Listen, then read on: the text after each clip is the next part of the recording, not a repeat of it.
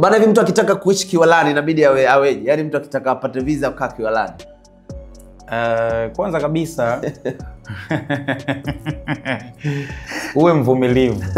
Uwe mvumilivu kwa sababu ni sehemu yenye mchanganyiko wa watu tofauti, lakini mostly sio watu wenye vipato vikubwa. Okay. Ushaelewa. Kwa hiyo hebu imagine ni sehemu ya watu wenye vipato vya kawaida na vya hali ya chini kabisa. Okay. Alafu watu wenye namna tofauti za utafutaji ambazo unakuta hata sehemu ya utafutaji mwingine unakuwa ni mbaya.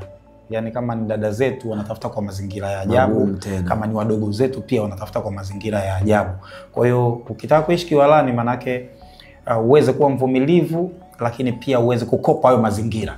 Uendane nayo. Ukubaliane nayo na uendane nayo. Unaweza kusurvive. Nje na hapo unaweza kuishi kwa sehemu fulani ya hatari. Uweze kutoboa.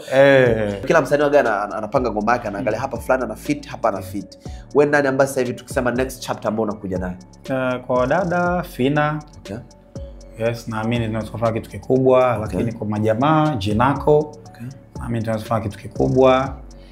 Then there's Mr. Blue hapo pia. Okay, Baisa. Ambaye nadhani natazamia kufanya naye kwa sababu tulikuwa tuna maongezi hayo. Okay. Ya kufanya jambo kutokana tuna ratiba tulizokuwa nazo tofauti zilichelewesha, lakini naamini anytime soon tukafanya kitu na Blue wakati huo. Lakini Jinako anaweza kuomba kufanya naye, Fina anaweza kuomba kufanya naye. Nimeona jana juzi Blue naye alikuwa kwenye press yake na alikuwa anaongelea masuala ya muziki. Yes, niliona na amewaahidi watu kwamba sasa anaanza ku-release kazi rasmi baada ya muda mrefu kuwa tu ana perform na nini, lakini haja release kazi zake kwa muda mrefu. Kwa sasa naona ameanza back to back, sababu anasema ana muziki kama 20 hivi.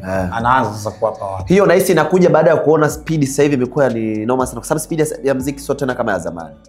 Muziki ni tunasema tunaangalia nini nafasi. Okay. Tunaangalia fursa. Tunaangalia kwa wakati huo upepo ukoje. Yani mara nyingi wasanii wengi wanafanya kazi kwa namna hiyo. Okay. Yani kuna mtu anaweza kusema sasa hivi nikirelease wimbo wa namna fulani unaweza kupata nafasi kwa upepo na mazingira aliyopo. Nikirelease wimbo wa namna fulani hauwezi kupata nafasi. Kwa hiyo nadhani hiyo watu wengi wanaiona. Utakuta ikaribia Valentine kila msanii anatoa muziki ya mapenzi kibao. Ikikaribia sikukuu za kuenjoy watu wanatoa muziki ya bata, ya bang, ya kufanyaje especially. Kwa hiyo hata kwenye utunzi na releasing ya kazi wasanii wengi wanaangalia upepo umekaje kwa wakati huo. Okay. Kazi nikifanya na nani, nikifanya vipi inaweza kupata nafasi. Kwa hiyo tunaangalia hivyo. Kwa hiyo unaweza kukuta hata Baisa labda kwa upepo alikuwa anauona alisema kwanza hebu acha kwanza watu upite. Watu wafanye mambo yao. Alafu itafika time sasa na mimi nasema huu muda naanza kufanya kazi. Kwa hiyo unakuta aliona huu ndo kabisa hii kaanza kurelease. Wewe una tukio lolote, una story gani, una chochote ambacho unaweza kutuambia huto ambacho hautokuja kukisahau? Skile mtu anapanda unadunda afu unajiachia. Yes. Yaani ukiona kile ujue sehemu ni watu wanaweza kwenda kina kirefu. Okay. Mimi sikuijua hiyo na mimi sio muogeleaji kina kirefu. Kwa hiyo kuna mwana mmoja tulikutana kule kwenye hizo activities. Akaniambia tu oya pie bwana twenzetu kule, tukapanda tatu akaenda pale kadunda tu ndua kaza. Kamsikilizia kama dakika au dakika 2 hivi. Kashangaa ameibuka kule chwafu ananiambia oya twenzetu. Kumbe pale chini parefu kinoma no. Ni parefu mno. Na wewe kuogelea sio mjanja sana? Mimi mtu wa swimming pools. Swimming pool unajua utaenda utagusa chini utajitahidi utarudi juu, lakini vile vitu ambavyo kinaless. Unajui kina kinaishia wapi? Sio mtaalamu. Basi bwana dua mimi nilipofika pale nikadunda. Kwanza kuna watu kama 2 watatu walikuwa wamekaa nyuma yangu. Wananiambia wewe pia unapoweza hapo. Sasa naona asikuogelea tu, mbona hivi vitu nishavipiga mno. Master. Mimi mbona master wa hizi mambo. Nikadunda pale chwa.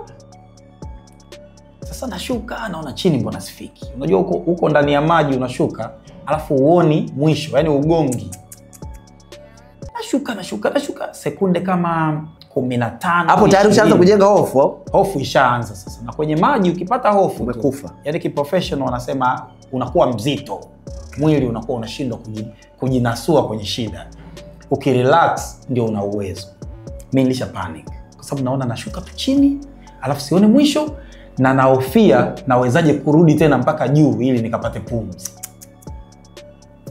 Kwa hiyo nilistruggle sana. Yaani nilistruggle kiasi kwamba kuna wakati nikikaa hata hivi leo nikikumbuka ile siku nasema mimi naweza kupigania uhai. Kuna muda ulihisi kama unaamsha? Niliona kabisa hilo. Niliona kabisa yani. Yaani nilisema sasa mimi leo ndo nakata. Alafu kata hii ni mbaya kwa sababu je, hao walioko huko nje watanipata? Kwa sababu ni pale Magoroto kuna lile ni bwao, sio sema ni nini, sio ni ziwa, ni kubwa. Kwamba watanipata hawa nikiwa mwili huu au nito vipande au yani nilikuwa nawaza vitu vingi. Kwa nika struggle sana. Kwa bahati nzuri niliweza kuhold breath. Mimi naweza kusema ni moja kati ya watu ambao mapafu yetu yako mazima. Mapafu ya mbwa wenyewe mazima. Kuna zile testing ambazo watu wanaziekaga, wanasemaga iki kidude umeona kikiminya bana pumzi mpaka kifike hatua fulani ndio tutaona kwamba mapafu yako vipi. Ushaelewa? Mimi mara nyingi hizo test waga napima, kinaweza kikaenda kikavuka ile maximum point. Okay. Lakini bado nime hold breath. Kwa hiyo mimi naamini mapafu yangu kidogo yana nguvu ya kutunza pumzi. So nilijitahidi mpaka nilifika juu. Sasa kufika juu sababu nimepanic. Kwa hiyo nimefika juu sehemu ambayo siwezi kumwambia mtu chochote na siwezi kujishikilia popote. Kwa hiyo nilipofika juu, kabla sijaongea neno, nilichofanya nilivuta tu pumzi nyingine kwa sababu sina pumzi. Nilivuta tu nyingine, alafu nikarudi tena chini. Ushaelewa? Ukarudi tena chini? Nikarudi tena chini. Kwa nini? Sijui, sasa sijui ndo nimepanic. Cha kuongea nilikuwa sina, kwa mimi nilichofanya tu afu nikarudi tena. Ushaelewa? Sasa kuna mama pale, unajua kule Tanga kuna watu wa asili ya Uarabu nini wengi.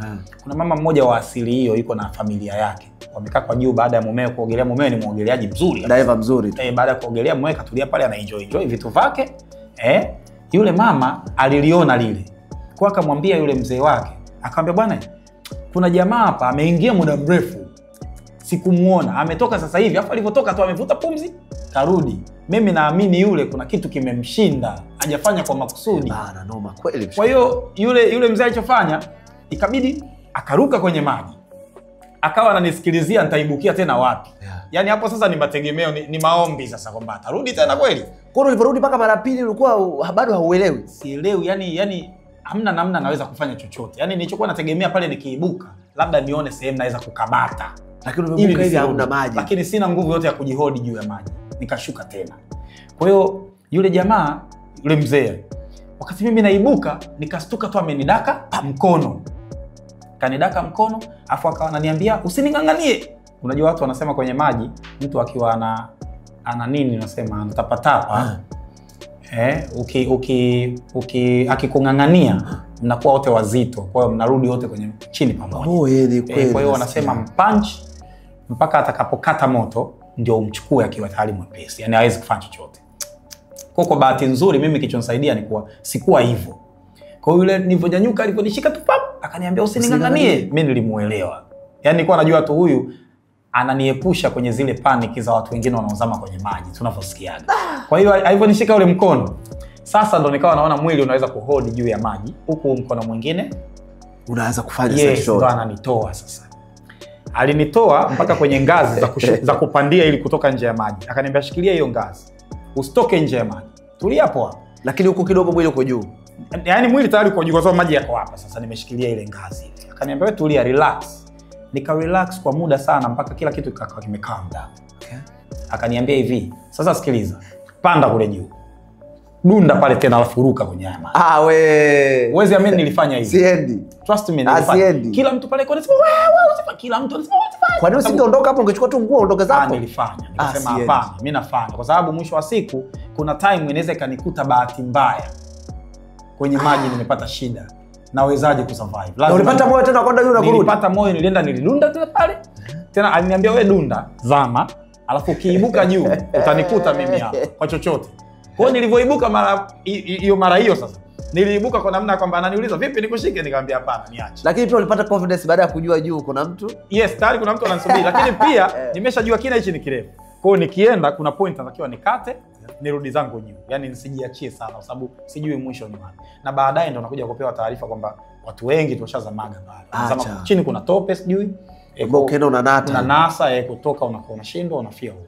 Kwa hiyo nilipata taarifa hizo kiasi kwamba mpaka kesho nikifikiria ile moment nasema sasa ile ilikuwa mbaya sana. Mara pole sana. Pole sana. Kwa hiyo ndio moment kwenye maisha ambayo mara nyingi noma. Kuna muda kwenye maji ulichukua muda gani? Kukaa kwenye maji ile kimo kama muda gani? Kwa hiyo mara ya kwanza ile. Mara ya kwanza. Inaweza kuwa about a minute. Inaweza kufika sekunde 60. Kwa sababu kwa sekunde tu nizo zikaunt wakati nashuka. Yani zilifika more than 20. Alafu ndio nikaanza sasa kupapalika nirudi juu. Alafu nilikuwa napaona mbali kwa sababu nimepanic. Kwa pumzi na kukata. Kwa naona sifiki. Na kadri unavyoona sifiki ndio nazidi kupanic. Kwa hiyo almost dakika. Bana pole sana kaka.